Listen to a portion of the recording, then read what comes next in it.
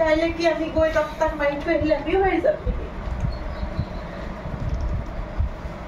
মৃত্যু হৈছিলে চৰকাৰলৈ তেওঁলোকে আহ্বান জনাইছে যাতে গোটেই বিষয়টো চৰকাৰৰ ফালৰ পৰা সাহায্য পায় বা সহযোগ পায় নহয় আমাৰ ইতিপূৰ্বে জ্ঞাত সন্মানীয় আমাৰ মজিন্দৰ বৰুৱাৰ লগত মই ইতিমধ্যে ফোনত আজি কেইদিনৰ আগতে মই বৰগোহাঁইৰ জৰিয়তে মই কথা পাতিছিলোঁ আৰু প্ৰাথমিক যিখিনি এটা পৰিয়াললৈ সহযোগিতা আগবঢ়াব লাগে ৰাজ্যৰ বাহিৰত যদি আমাৰ কোনোবা আপোন মানুহ অসমৰ মানুহ যদি পৰলোকৰ প্ৰাপ্তি ঘটে তেওঁলোকক যি মৃতদেহ সনাৰ যি ব্যৱস্থা কৰিব লাগে সেইটোত আমাৰ চৰকাৰে কাম কৰিছিলে এতিয়া পৰৱৰ্তী কথা হ'ল ন্যায় প্ৰাপ্তি পৰিয়ালে যিদৰে কৈছে যে এইটো এটা অতি সন্দেহজনক এটা কোনো ধৰণৰ তাত তেওঁলোকৰ কোনো বেলেগ কথা তেওঁলোকে শুনাই নাই তেওঁলোকে কৈছে যে এইটো এটা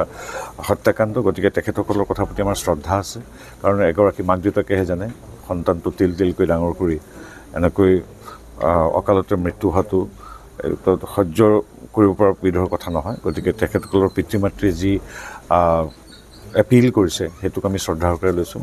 আমি মুখ্যমন্ত্ৰী মহোদয়ৰ লগত কথা পাতিম আৰু কি আছে আমি কেনেকৈ কি ন্যায়সংগতভাৱে আগবাঢ়িব পাৰে তাৰ ব্যৱস্থা কৰিম আৰু এইটো আচলতে কোৱাৰ কোনো ভাষা নাই এগৰাকী উঠি অহা অতি মেধাৱী আমাৰ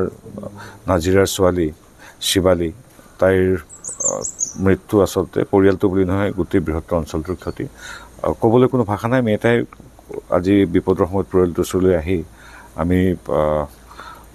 মুখ্যমন্ত্ৰীৰ হৈ তথা আমাৰ হৈ সমবেদনা জ্ঞাপন কৰিছোঁ আৰু এতিয়া পৰৱৰ্তী সময়ত কেনেকৈ পৰিয়ালটো বিচৰা ধৰণে তেওঁলোকক সহায় কৰিব পাৰি সেইটো কাৰণে আমি চিন্তা কৰিম চৰকাৰীভাৱে পৰিয়ালটোক ন্যায় দিয়াৰ ক্ষেত্ৰত প্ৰক্ৰিয়া আৰম্ভ হ'ব বুলি আমি ক'ব পাৰোঁ নেকি এতিয়া কথাখিনি তেখেতসকলৰ পৰিয়ালৰ লগত আজি মই প্ৰথম ফোনত কথা পাতি তেওঁলোকৰ খবৰ লৈছিলোঁ যদিও আজি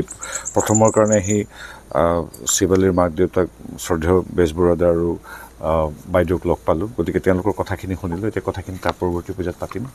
তাৰপিছত আমি আপোনালোকক জনাম আকৌ মই আহিমেই তেখেতৰ ওচৰলৈ আহি থাকোঁ যিহেতু তো গতিকে এতিয়া ক'বলৈ এনেকুৱা ঘটনা কাৰো সৈতে নঘটক সেইটোৱে আমি কামনা কৰিছোঁ আৰু ঈশ্বৰৰ ওচৰত প্ৰাৰ্থনা জনাইছোঁ য'তেই থাকক শিৱালী সদায় ভালে থাকক সেই কথা তাৰপিছত আজি চৰকাৰলৈ আপোনালোকে আহ্বান জনাইছিলে আৰু আজি পবিত্ৰ মাৰ্ঘেৰিটা আহি পেলাই কেনেকুৱা কথা বতৰা হ'ল বা কি ক'লে তেওঁ কৈছে মোক কথা পাতিবলৈ মানে ভাষা নাই আপোনালোকৰ লগত চৰকাৰৰ লগতে ময়ো আপোনালোকৰ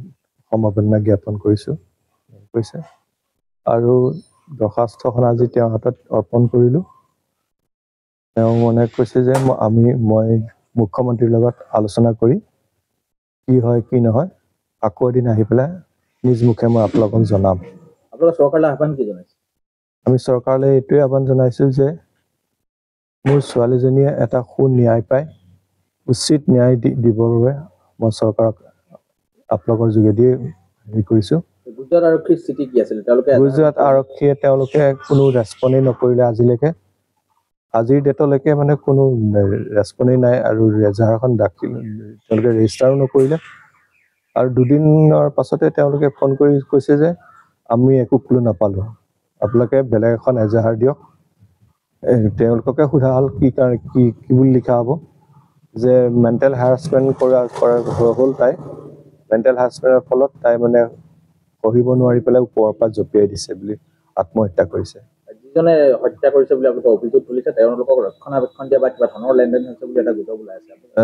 হয় আমি মানে বেলেগৰ মুখৰ পৰা গম পাইছোঁ যে তেওঁলোকৰ মাজত মানে সৌৰভ পুৰোহিতৰ ফেমিলি মাজত এটা মানে ধনৰ লেনদেন হৈছে আৰক্ষীৰ সৈতে মই শুনা মতেতো 5 লাখ মান টকাৰ ধনৰ লেনদেন হৈছে বুলি গম পাইছোঁ আৰু ডেড বডিটো অনাৰ পিছতেই সি এতিয়া তাক আৰক্ষীয়ে এৰি দিছে মুক্ত আকাশৰ তলত একদম ঘূৰি ফুৰিছে এতিয়া আকৌ আমি শেহতীয়াকৈ নাজিৰা থানাত পৰহি এজাহাৰ দাখিল কৰা হ'ল আৰু এটা কপি আমাক দিছে আৰু এটা কপি গুজৰাটলৈ পঠিয়াইছে আৰু এটা কপি থানাত থৈছে আৰু তাৰে এটা কপি প্ৰতিলিপি আমি আজি আমাৰ পবিত্ৰ মাৰ্ঘেৰিটা ছাৰক তেওঁক দিছোঁ আৰু স্পটৰ এটা ফটোকপিও দিছোঁ